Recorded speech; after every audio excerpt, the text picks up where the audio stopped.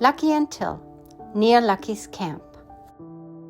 Till spun around, searching for the animal, or were there two, whose cry was still echoing across the water. It had been the sound of a large wild cat. He had heard and seen one before. It was a dangerous sound, one that made the hairs on his neck stand on end. Soon he spotted the animal. A sleek black panther the size of a small calf emerged from the trees and gracefully moved toward the water's edge, eyeing them intently with its amber-colored eyes.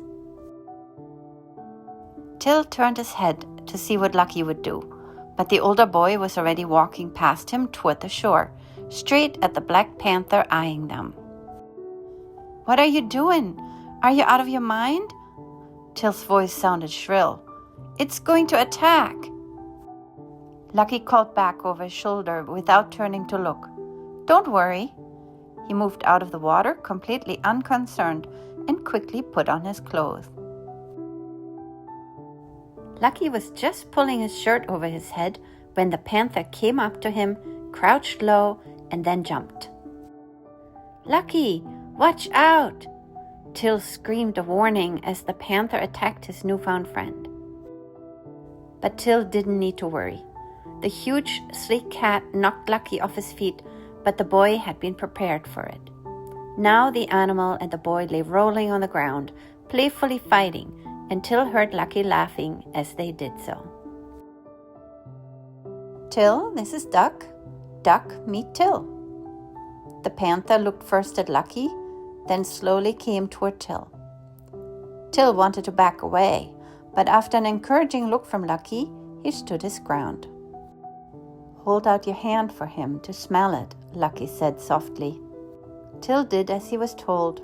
The panther came forward, one huge velvety paw after the other, until his black nose touched the boy's hand. Till felt the cold nose on his skin and watched nervously as the animal took in his scent. Apparently, Duck was not too excited to meet him. Sitting back on his haunches, the panther yawned, giving Till a good view of his powerful jaws. "I guess that means you're okay." "Thanks, Duck," Lucky grinned. The panther turned his head to look at Lucky, then got up and walked away. He picked up speed and bounded under the trees not far from shore, and soon was out of sight. "Where's he going?" Till ran after Lucky as he jogged toward the trees, following the large cat. "He's heading home, probably going to get some sleep. We should go get some provisions, and then we'll see if we can find your family. I wonder where Goose is." Lucky looked around, scanning the trees. "Goose? Who's Goose?" "Goose is Duck's sister. They're usually out together, but not always. Maybe they went their separate ways today. We'll likely run into her at the hideout if we don't meet her on the way."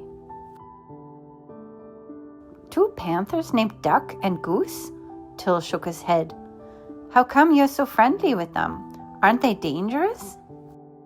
"I found them as babies last year after the mother had been killed by some creature. I found her body with huge bite marks in it. Still don't know what killed her. The cubs were still tiny, and Duck was walking kind of funny, waddling his little behind like a duck, so I named him Duck, and his sister Goose." Lucky's hideout turned out to be nothing more than branches of various sizes jammed horizontally between the trunks of 4 trees that had grown in such a way that a room-sized area was left between them. Lucky had filled the spaces between the branches with twigs and mud. The roof was made the same way. Leading the way, Lucky entered through the makeshift door and stopped so abruptly that Till ran right into him. "What? Swamp gas!" Lucky swore. He turned around, unceremoniously pushed Till out of the way, and started yelling, "Otis! Otis, you rascal! This time you've gone too far!" Till looked around the hideout. Its contents lay scattered, covered in a sticky substance, which had spilled over a blanket and an extra set of clothes. Broken eggs added to the mess, and flour coated everything.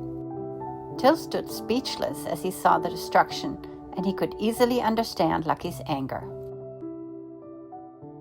Who did this? I mean, who's this Otis character you've been shouting at? Till asked after a while. Otis is a raccoon. He's been causing trouble ever since I moved in here. But this is the worst he's done so far. Next time I see him, I am going to teach him a lesson.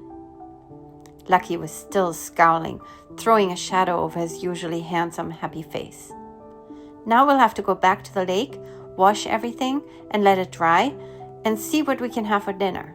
The weather is pretty nice, so maybe we could try catching a couple of fish. When the clothes were clean, they laid them out on the grass and then plopped down beside them for a quick rest. By now, both their stomachs were growling, but Otis had spoiled all of their food. So after a few minutes, Lucky got up again. "Wait here, I'll be right back." Lucky walked to a tall tree at the edge of the grass, disappeared briefly behind it, and soon returned with what turned out to be a line and hook for fishing. They made their way alongside the brook until they reached a sizable pool, where the water entered in a noisy cascade. Here Lucky stopped and sat down on a large flat rock. The surface was still hot from the sun, but once they got used to the heat, it was quite comfortable. The two boys sat side by side as they waited for a fish to bite. As they slowly pulled in their lines, watching the bobber for movement, Till told Lucky about his family and their life on the farm. After a while, Lucky reluctantly began to talk about his own life, first with his often drunk father, then fending for himself with only duck and goose as his companions. A tugging on his line pulled Till out of his thoughts. "Wait, I've got one too!" Excitedly, Till pulled hand over hand. However, when the end of the line finally emerged, the hook was empty. "Oh, I felt it move. Where'd the fish go?" Lucky laughed.